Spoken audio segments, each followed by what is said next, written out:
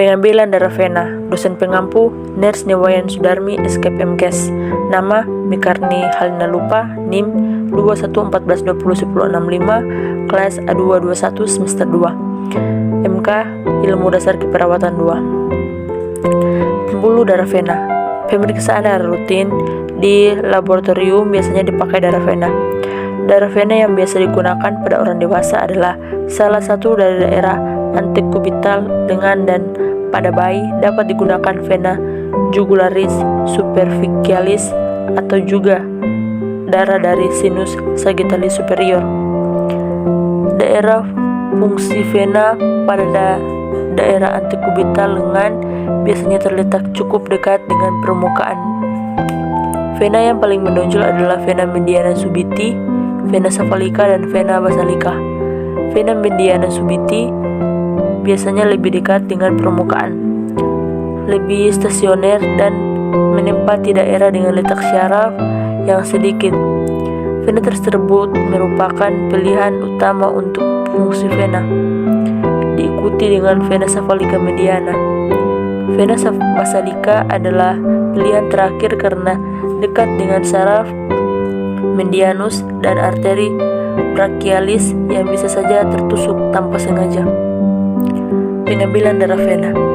Pada pengambilan darah vena dalam kurung vanipunctur, contoh darah umumnya diambil dari vena median subital pada anterior lengan atau sisi dalam lipatan siku. Vena ini terletak dekat dengan permukaan kulit, cukup besar, dan tidak ada pasokan saraf besar. Apabila tidak memungkinkan, vena cephalica atau vena basalica bisa menjadi pilihan berikutnya. Lokasi yang tidak diperbolehkan diambil darahnya yaitu: pertama, lengan pada sisi mastektomi; kedua, daerah dema; ketiga, hematoma; keempat, daerah bekas luka; kelima, daerah di mana darah sedang ditransfusikan; keenam, daerah dengan kanula, fistula atau cangkokan vaskular; ketujuh, daerah intravenous. Pengambilan darah di daerah ini dapat menyebabkan darah menjadi lebih encer dan dapat meningkatkan atau menurunkan kadar sel tertentu. Ada dua cara dalam pengambilan darah vena, yaitu cara manual dan cara vakum. Cara manual dilakukan dengan menggunakan alat suntik atau syring, sedangkan cara vakum dengan menggunakan tabung vakum atau vacutainer. Pada dasarnya, pengambilan darah vena menggunakan vacutainer sama seperti pengambilan darah vena menggunakan spuit atau syring, jarum suntik biasa. Yang membedakan adalah pada saat setelah menusukkan jarum dan kemudian melakukan penyedotan darah ke dalam vakum khusus yang sudah berisi oleh antiogulan sesuai pemeriksaan dan mempunyai sistem urutan pengambilan darah pemeriksaan. Beberapa hal penting yang harus diperhatikan dalam pengambilan darah vena adalah: pertama, pemasangan tourniquet atau tali pembendung. Pemasangan dalam waktu lama dan terlalu keras dapat menyebabkan hemokonsentrasi atau peningkatan nilai hematokrit, PCV, dan elemen sel, peningkatan kadar substrat protein total, AST, BC kolesterol, lipid total. Kedua, melepas tourniquet sesudah jarum dilepas dapat menyebabkan hematoma. Kedua, jarum dilepaskan sebelum tabung vakum terisi penuh hingga mengakibatkan masuknya udara ke dalam tabung dan merusak sel darah merah. Ketiga, penusukan. Penusukan yang tidak sekali kena menyebabkan masuknya cairan jaringan sehingga dapat mengaktifkan pembekuan. Di samping itu, penusukan yang berkali-kali juga berpotensi menyebabkan hematoma. Tuntukan jarum yang tidak tepat benar masuk ke dalam vena menyebabkan darah bocor dengan akibat hematoma. Kulit yang ditusuk masih basah oleh alkohol menyebabkan hemolisis sampel akibat kontaminasi oleh alkohol. Rasa terbakar dan rasa nyeri yang berlebihan pada pasien ketika dilakukan penusukan. Prosedur pengambilan darah vena meliputi beberapa tahap yang telah direkomendasikan sesuai dengan SOP dalam laboratorium. Persiapkan alat-alat yang dipergunakan: jarum, kapas alkohol 70%, tali pembendung atau turniket, plester, tabung vakum. Yang pertama, pasang jarum pada holder.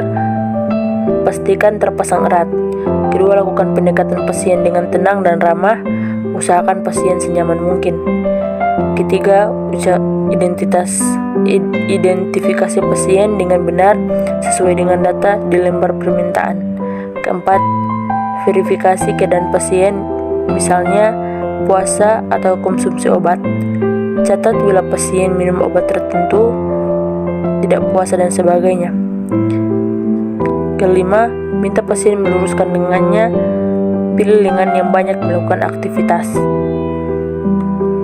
Minta pasien mengepalkan tangan. Pasang tali pembendung turniket kira-kira 10 cm di atas lipat siku. Pilih bagian vena medium, subital atau sepalik. Lakukan perebanan, palpasi untuk memastikan posisi vena teraba seperti sebuah pipa kecil, elastis dan memiliki dinding tebal. Jika vena tidak teraba, lakukan pengurutan dari arah pergelangan ke siku atau kompres hangat selama 5 menit daerah lengan. Bersihkan kulit pada bagian yang akan diambil dengan kapas alkohol 70% dan biarkan kering.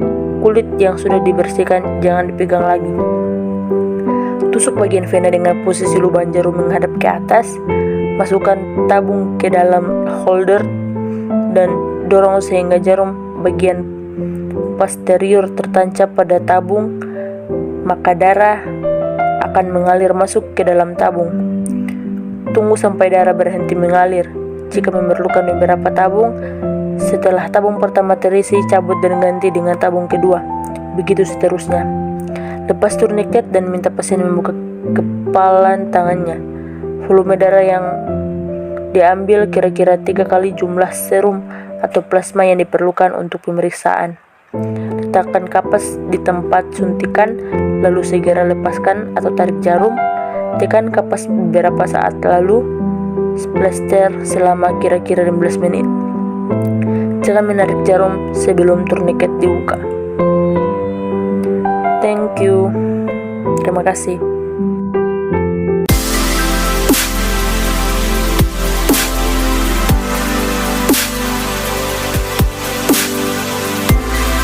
Universitas Pembangunan Indonesia Manado yang terletak dekat dengan kawasan bisnis Bahu Mall Manado. Tempatnya di Kelurahan Bahu, Lingkungan 3 Manado, sangat strategis di pusat kota Manado.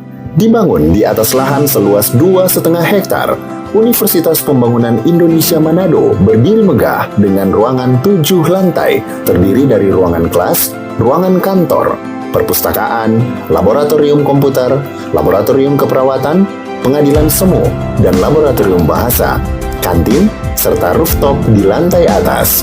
Universitas Pembangunan Indonesia Manado memiliki 6 fakultas dengan program studi, yaitu Fakultas Pertanian, Prodi Agribisnis, Fakultas Hukum, Prodi Hukum, Fakultas Teknik, Prodi Teknik Elektro dan Teknik Sipil, Fakultas Ilmu Sosial Ilmu Politik, Prodi Ilmu Politik, Fakultas Sastra, Prodi Sastra Inggris, Fakultas Keperawatan, Prodi Ilmu Keperawatan, dan Profesi Nurse.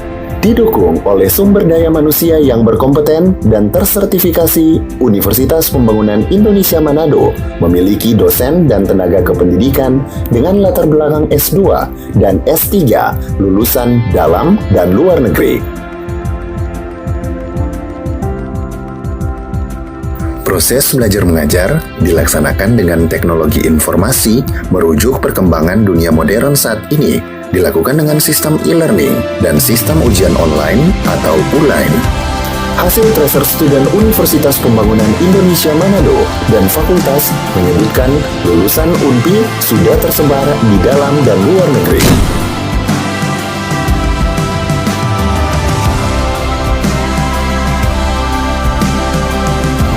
Selamat bergabung putra-putri terbaik bangsa.